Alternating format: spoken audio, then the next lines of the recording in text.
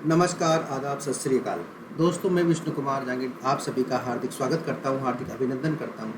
भारत के सबसे बड़े online education platform Unacademy wifi Rajasthan exam Rajasthan premium पर। दोस्तों, कैसे हैं आप? सभी बढ़िया होंगे, अपनी पढ़ाई को बहुत ही बेहतर तरीके से कर रहे होंगे। साथियों, राजस्थान ज्योग्राफी का जो पार्ट है उसके अंदर हमारा जो टॉपिक चल रहा है उसमें है, अभी तक हमने क्या क्या देखा है इसके बारे में मैं आपको बता दूं। हमने जो है राजस्थान की जो झीलें हैं इसको हमने क्या कर लिया है साथियों, कंप्लीट कर लिया है। यानी अब हमारे पास में जो अगला टॉपिक है वो है राजस्थान का अपवाह तंत्र। क्या है साथियों? राजस्थान का अपवाह तंत्र। राजस्थान का जो अपवाह तंत्र है ये बड़ा महत्वपूर्ण है दोस्तों। महत्वपूर्ण कैसे है? महत्वपूर्ण ऐसे है कि राजस्थान के अंदर एक पर्वतमाला है जिसका नाम है अरावली माउंटेन रेंज। क्या नाम है? Aravalli mountain range. ये जो अरावली है ना, ये राजस्थान में एक जल विभाजक का कार्य करती है। किसका कार्य करती है? जल विभाजक का। और इसी के तहत राजस्थान का जल जो अपवाह तंत्र है, जो ड्रेनेज सिस्टम है, वो 3 भागों में बटा हुआ है। तो हमारा टॉपिक क्या है? राजस्थान का अपवाह तंत्र। क्या है साथियों? राजस्थान का अपवाह तंत्र। ये हमारा क्या है? टॉपिक है। अब इसमें क्या है साथियों, राजस्थान के अपवाह तंत्र में कि मुख्य रूप से आती है हमारी नदियाँ। क्या आती है? मुख्य रूप से हमारी नदियाँ आती है, कि नदियों के बारे में हम चर्चा करेंगे। राजस्थान का जो अपवाह तंत्र है उसको हम 3 भागों में बांट सकते हैं। कितने भागों में बांट सकते हैं? 3 भागों में। एक तो है हमारे अरब सागरीय अपवाह तंत्र, एक है हमारे बंगाल की खाड़ी का अपवाह तंत्र, और एक है हमारे सिंपल अंतः प्रवाह अपवाह तंत्र। 3 अपवाह तंत्र है, अरब सागरीय अपवाह तंत्र, बंगाल की खाड़ी का अपवाह तंत्र और अंतः प्रवाह अपवाह तंत्र। अंतः प्रवाह अपवाह तंत्र क्या होता है मित्रों? सीधी बात है, यानी ऐसी नदियाँ जो किसी भी तरीके से अरब सागर में नहीं मिलती है और बंगाल की खाड़ी में नहीं मिलती है, इस प्रकार की जो नदियाँ होती है वो वर्षा ऋतु के अंदर उत्पन्न होती है और थोड़ा पानी आने पर थोड़ी दूर बहती है, एक ज़िले में या 2 ज़िले में या 3 ज़िले में, उसके बाद में अदृश्य हो जाती है क्योंकि उनमें पानी की मात्रा कम रहती है। पहली बात। दूसरी बात है, कई जगह क्या होता है कि पूर्ण रूप से अपवाह तंत्र का निर्माण नहीं होता, इसलिए वहाँ नदियों का अभाव पाया जाता है। जैसे हमारे बीकानेर और चूरू में कोई नदी नहीं है। ये क्वेश्चन कई बार आया हुआ है एग्जाम में। तो ऐसा अपवाह तंत्र अंतः प्रवाह अपवाह तंत्र होता है। जैसे इसके बहुत सारी नदियाँ हैं, जैसे काकनी नदी, मसूरदी नदी, ठीक है ना, हमारे मेंथा नदी, रूपनगढ़ नदी, खंडेल नदी, खारी नदी, ये सभी अंतः प्रवाह अपवाह तंत्र यानी इनलैंड जो ड्रेनेज सिस्टम है उनके पार्ट है साथियों। तो आओ इसी क्रम में आगे बढ़ते हैं। यह आपको एक मैप दिखाई दे रहा है साथियों। इस मैप में हम ये देखेंगे कि अरब सागर की तरफ जाने वाली मुख्य नदियाँ कौन सी है और बंगाल की खाड़ी की तरफ जाने वाली मुख्य नदियाँ कौन सी है, ठीक है ना। तो देखो साथियों, यहाँ पर आपको एक नदी दिखाई दे रही है और इस नदी का नाम है लूनी नदी। क्या नाम है इसका? लूनी नदी। तो एक तो लूनी नदी जो है हमारे कहाँ पर जा रही है? गुजरात होते हुए हमारे कहाँ जाती है? ये कच्छ के रण में जाती है, यानी अरब सागर में जाती है। तो एक तो हो गई लूनी नदी। कौन सी हो गई? लूनी, नंबर 1। ये सबसे महत्वपूर्ण नदी है हमारे अरब सागर में जाने वाली। दूसरी आपको एक नदी दिखाई दे रही है हमारे बांसवाड़ा में। देखो, दक्षिणी राजस्थान में, जहाँ पर मैं पेन को ड्रॉ कर रहा हूँ, ये देखो, ये हमारे बांसवाड़ा में, मध्य प्रदेश आई, बांसवाड़ा में आई और डूंगरपुर और बांसवाड़ा की सीमा बनाते हुए हमारे कहाँ निकल गई? ये गुजरात में निकल गई। कहाँ निकल गई? गुजरात में। तो इस नदी का नाम है माही नदी। तो दूसरी महत्वपूर्ण नदी है माही नदी, यानी अरब सागर में जाने वाली सेकंड इंपॉर्टेंट रिवर का नाम क्या है? रिवर माही। अगर थर्ड रिवर की हम बात करें तो देखो, ये हमारे जो है उदयपुर के पास में ये सिरोही है, ठीक है ना, ये हमारे जालोर है। तो ये सिरोही के अंदर से एक नदी निकल रही है साथियों, जो सिरोही के अंदर थोड़ी दूर बहती है, उसके बाद में हमारे जो है बनासकांठा जिले गुजरात में प्रवेश करती है और इस नदी का नाम है वेस्ट बनास, यानी पश्चिमी बनास। तीसरी नदी कौन सी हुई प्यारे मित्रों? पश्चिमी बनास। ये थर्ड नंबर की रिवर है जो अरेबियन सी में जाती है। नंबर 4 की अगर मैं बात करूँ तो ये देख रहे होंगे आप, उदयपुर की गोविंदा की पहाड़ियों से एक नदी निकलती है उदयपुर में, ये देखो, और उसके बाद में नदी साबरकांठा जिले में प्रवेश करती है और हमारे खंभात खाड़ी में जाती है। इसे बोलते हैं साबरमती, गुजरात में। तो ये तीसरी जो नंबर 4 इम्पोर्टेंट रिवर है अरेबियन सी ड्रेनेज सिस्टम की, जो गुजरात में जाती है, उसका नाम क्या है? हमारे साबरमती। क्या नाम है? साबरमती। तो ये 4 इम्पोर्टेंट नदियाँ हैं जो आपके सामने मैंने लिखी है, और ये चारों जो नदियाँ हैं ये कहाँ पर जाती है, हमारे अरेबियन सी यानी जो अरब सागर का जो भाग है उसके अंदर जाकर ज्वाइन करती है। अब इसमें से कोई खंबात की खाड़ी में जाती है, कोई कच्छ की खाड़ी में जाती है, ठीक है ना। तो उसकी चर्चा भी करेंगे, आपको मैं बताऊंगा खंबात की खाड़ी कहाँ है, कच्छ की खाड़ी कहाँ है, उसके लिए आप not to worry about it, इसके लिए चिंता मत करो आप, ठीक है ना। तो ये तो हो गई अरब सागर का अपवाह तंत्र, अरब सागर का अपवाह तंत्र।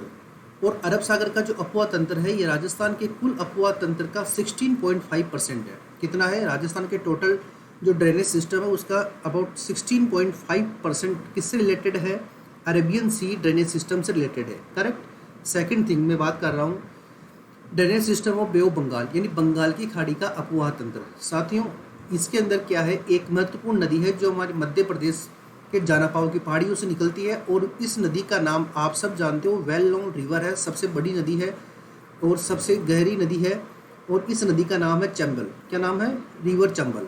तो ये जो चंबल नदी है ना साथियों, ये हमारे बंगाल की खाड़ी में जाने वाली महत्वपूर्ण नदी है। इसके बाद में देखो ये काली सिंध आपको दिखाई दे रही है, काली सिंध का ओरिजिन मध्य प्रदेश से होता है, आहू का ओरिजिन मध्य प्रदेश से होता है, परवन का ओरिजिन मध्य प्रदेश से होता है, पार्वती का ओरिजिन मध्य प्रदेश से होता है।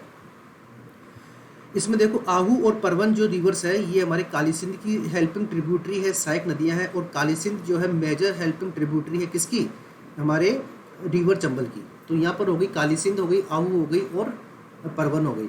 उसके बाद में पार्वती नदी भी जो मध्य प्रदेश इसका ओरिजिन होता है। उसके बाद में कूल इसकी सहायक ट्रिब्यूटरी, हेल्पिंग ट्रिब्यूटरी का नाम है कूल। यहाँ पर एक नदी है इसका नाम है कूल, ठीक है ना। तो ये भी यहाँ से चंबल में मिलती है। हालांकि इसका केवल 12, हमारा जो 12 डिस्ट्रिक्ट है उसी से रिलेशन है इसका, हमारे राजस्थान से और कोई रिलेशन नहीं है। और इधर देखिए यहाँ पर एक आपको नदी दिखाई दे रही है जिसका नाम है बनास, जो हमारे खमनोर की पहाड़ी राजसमंद से निकलती है, उसके बाद में हमारे चित्तौड़गढ़ में बहती है, चित्तौड़गढ़ के बाद भीलवाड़ा में बहती है, अजमेर के पास आकर, उसके बाद टोंक के पास आकर, फिर उसके बाद सवाई माधोपुर में आकर एक रामेश्वरम नामक स्थान पर एक त्रिवेणी संगम का फॉर्मेशन करती है चंबल नदी के और सीप नदी के साथ मिलके। तो ये हो गई बनास नदी। तो सेकेंड इंपॉर्टेंट रिवर कौन सी है, बनास, ठीक है। बनास की हेल्पिंग ट्रिब्यूटरी देखें आप, यहाँ पर देखो ये कोठारी नदी दिखाई दे रही है, एक खारी नदी है, एक हमारे डाई नदी है, एक मानसी नदी है, मोरेल नदी है। ये सभी जो है इसकी हेल्पिंग ट्रिब्यूटरी है, इसके अंदर देखेंगे। सेकंड थिंग हम बात करें तो यहाँ पर देखो आपको एक नदी दिखाई दे रही है जो जयपुर के अंदर बैराट की पहाड़ियों से निकलती है, ठीक है ना। उसके बाद में ये जो इम्पोर्टेंट नदी है इसका नाम क्या है, हमारे बाणगंगा रिवर। कौन सी गंगा रिवर, बाणगंगा रिवर, ठीक है ना। तो ये हो गई बंगाल की खाड़ी का अपवाह तंत्र। और आप जानते हो बंगाल की खाड़ी का जो ड्रेनेज सिस्टम है राजस्थान के टोटल ड्रेनेज सिस्टम का 23.3% है। राजस्थान के कुल अपवाह तंत्र का लगभग 23.3% क्या है, हमारे बंगाल की खाड़ी का अपवाह तंत्र, ठीक है ना। ये percentage you have to know, आपको याद रखना है इसको, remember, keep in mind please, ठीक है ना, एग्जाम में भूलना नहीं है। और जो तीसरा पार्ट बचता है हमारे वो है अंतः प्रवाह अपवाह तंत्र। कौन सा, इनलैंड ड्रेनेज फ्लो सिस्टम, अंतः प्रवाह अपवाह तंत्र। और जो अंतः प्रवाह अपवाह तंत्र है तो वो टोटल 100 में से अगर 16.5 प्लस 23.3 को ऐड करके माइनस करेंगे तो ये हमारे पास में आएगा आपके पास 60.2%। कितना, 60.2%। यानी इनलैंड ड्रेनेज सिस्टम कितना परसेंट है राजस्थान के टोटल ड्रेनेज सिस्टम का, 60.2% है, यानी 60.2%। प्लीज़ इसको याद रखना। तो इस तरह से जो अंतः प्रवाह की नदियाँ हैं, तो देखो ये नदी एक काकनी है। कौन सी नदी है, काकनी नदी, ठीक है ना, इसे ही बोलते हैं मसूरदी नदी। एक नदी है कातली, और ये जो कातली नदी है ये हमारे जो सीकर डिस्ट्रिक्ट है यहाँ पर फ्लो होती है। देखो ये देखो ये कातली नदी, ये देखो, ठीक है। इसके बाद में एक आती है साबी नदी। कौन सी नदी है, साबी नदी। एक आती है रूपारेल नदी, एक आती है साबी नदी, एक आती है मेंथा नदी, एक आती है रूपनगढ़ नदी। इन सभी नदियों की चर्चा हम किस में करेंगे, इनलैंड वाटर फ्लो सिस्टम में करेंगे। तो ये अभी आपने क्या देखा कि आपको 16.5%, 60.2% और 23.3%, ये जो परसेंटेज मैंने आपको लिखी है इसको आप दिमाग में रखना, पहला बात। सेकंड थिंग अगर मैं बात करूं तो हम देखते हैं कि हमारा जो अरावली है, यहाँ पर अरावली है, अरावली कैसे काम करता है, Aravalli work as a water separator line, यानी अरावली जो है एक जल विभाजक के रूप में कार्य करता है। कैसे कार्य करता है, एक जल विभाजक के रूप में कार्य करता है, work as a water separator line. इसका मतलब क्या है, आप सभी जानते हो और वेल नोन हो आप कि यहाँ पर हमारे क्या है, अरावली माउंटेन रेंज है, और ये जो अरावली माउंटेन रेंज है इसका जो वेस्टर्न पार्ट की नदियाँ हैं ये सभी कहाँ पर जा रही है, देखो इसके पश्चिम भाग की नदियाँ हैं ये सभी कहाँ जा रही है, हमारे अरब सागर में जा रही है, ठीक है ना। यानी इस अरावली के वेस्टर्न पार्ट की जितनी भी रिवर है वो सभी अरेबियन सी को ज्वाइन करती है, और ईस्टर्न पार्ट की जितनी भी रिवर है ये सभी बे ऑफ बंगाल को ज्वाइन करती है। इसीलिए हम बोलते हैं कि Aravalli work as a water separator line, एक जल विभाजक के रूप में काम करता है। इस आपको ये क्लियर होना चाहिए, ठीक है ना। कई बार सीधा सिंपल क्वेश्चन आता है अरावली है एक जल विभाजक के रूप में, ऑप्शन पे टिक मारो, आंसर सही। ओके, तो सबसे पहले आज हम पढ़ेंगे रिवर लूनी। कौन सी? लूनी नदी। आइए साहब, देखो साथियों यहाँ पर ये लूनी नदी जो है आपको दिखाई दे रही है, ये देखो ये लूनी नदी है, ये आपको दिखाई दे रही है, ठीक है ना। इसका फ्लो जो होता है नागपहाड़ अजमेर से होता है, ठीक है ना। अजमेर के बाद में ये हमारे जो है नागौर में बहती है, उसके बाद में ये जोधपुर में बहती है, और पाली से थोड़ा टच करते हुए जोधपुर में बहती है, उसके बाद में ये बाड़मेर में बहती है, उसके बाद में ये हमारे जालोर में बहते हुए हमारे आगे निकल जाती है, ठीक है ना। तो ये राजस्थान के कितने जिलों से बहती है, नंबर 1 क्वेश्चन है। राजस्थान के 6 जिलों से बहती है। कितने जिलों से? 6 जिलों से। 6 जिलों में कौन कौन से जिले हैं? एक हमारे अजमेर, एक हमारे नागौर, एक हमारे पाली, एक हमारे जोधपुर, एक हमारे बाड़मेर और एक हमारे जालोर, यानी ANP JBJ, ANP JBJ।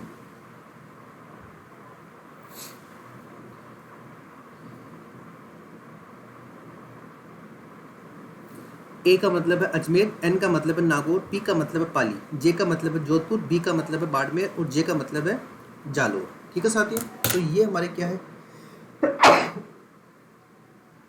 ये हमारे क्या है दोस्तों, 6 जिलों से ये बहती है, जो आपके सामने ये देखो ये नाम लिखे हुए हैं 6 जिले। सेकंड बात देखिए, जब ये इसका ओरिजिन होता है नागपहाड़ अजमेर से। Nagpahar is a part of the Aravalli range. Okay, Nagpahar किसका भाग है? अरावली का भाग है, जो अजमेर में है। यहाँ से इसका क्या होता है? ओरिजिन होता है। अब जब इसका ओरिजिन होता है तब अरावली को हम 2 नामों से जानते हैं, एक नाम है सागरमती, दूसरा नाम है साकरी। क्या नाम है? सागरमती और साकरी। अरावली में लूनी नदी का जब ओरिजिन होता है तब लूनी नदी को सागरमती या साकरी के नाम से जानते हैं। सेकंड थिंग, अजमेर में ही एक छोटी सी नदी है जिसका नाम है रिवर सरस्वती। क्या नाम है? रिवर सरस्वती। ये जो हमारे जो वैदिक एज की जो सरस्वती नदी है, इस सरस्वती नदी का उससे कोई रिलेशन नहीं है। ओके, ये ध्यान रखना। सरस्वती नदी जब इसमें आके मिलती है, अजमेर में ही आके मिलती है, तब इस नदी का नाम हो जाता है लूनी नदी। ये क्लियर है पॉइंट आपको? जब लूनी नदी का ओरिजिन होता है नागपहाड़ से, तब इसे सागरमती या साकरी के नाम से जानते हैं। सेकंड थिंग क्या है, जैसे ही ये हमारे अजमेर में इसमें सरस्वती नदी आकर ज्वाइन करती है, उसके बाद में इस रिवर को लूनी नदी के नाम से जानते हैं, ठीक है। फिर लूनी के नाम से ये नागौर में, पाली में, जोधपुर में बहती है। उसके बाद में बाड़मेर की एक जगह है बालोतरा, आप सभी जानते हो बालोतरा, ठीक है ना, वेल नोन पैलेस है बालोतरा बाड़मेर का। इसके पहले इस नदी का जल जो होता है ना वो मीठा होता है, इसके बाद इस नदी का जल क्या हो जाता है? खारा हो जाता है। इसलिए इस नदी को खारी मीठी नदी भी कहते हैं। क्या कहते हैं दोस्तों? खारी मीठी नदी भी कहते हैं। बात समझ आ रही है? जब इसे खारी मीठी नदी कहते हैं, क्यों? क्योंकि बालोतरा से पहले इसका पानी कैसा होता है? मीठा, उसके बाद कैसा हो जाता है? खारा। अब खारी मीठी खारा क्यों गया? क्योंकि बालोतरा में क्या है, जो लवणीय परत है उसकी मात्रा ज़्यादा है, यानी लवण की चट्टानें हैं वो ज़्यादा है। उसकी वजह से विज्ञान में एक तकनीक होती है जिसे बोलते हैं कैपिलरी सिस्टम, केशिकत्व की प्रक्रिया, जिसके कारण पानी जमीन में जाता है और छोटे छोटे रंध्रों या छेदों के माध्यम से वापस पृथ्वी पर आता है, जिससे जब पानी वापस आता है तो नमक की कुछ मात्रा अपने साथ लेके आता है और उस पूरे पानी को खारा कर देता है, ठीक है ना। तो इसका कारण क्या है?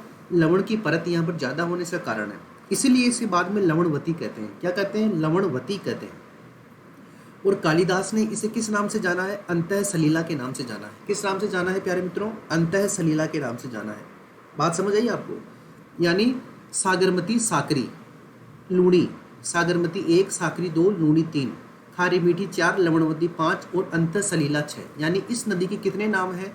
6 नाम हैं। ये ध्यान रखना, पहली बात। सेकंड बात देखिए, इस नदी पर, कहाँ पर? इस नदी पर पाली के अंदर 2 डैम बने हुए हैं, डैम A और डैम B, और जोधपुर में एक डैम है डैम C, और जालोर में एक डैम है डैम D। यानी इस नदी के ऊपर या इसकी सहायक नदियों पर 4 बांध बने हुए हैं साथियों। कितने बांध हैं? 4 बांध हैं। पहली बात ये ध्यान रखना।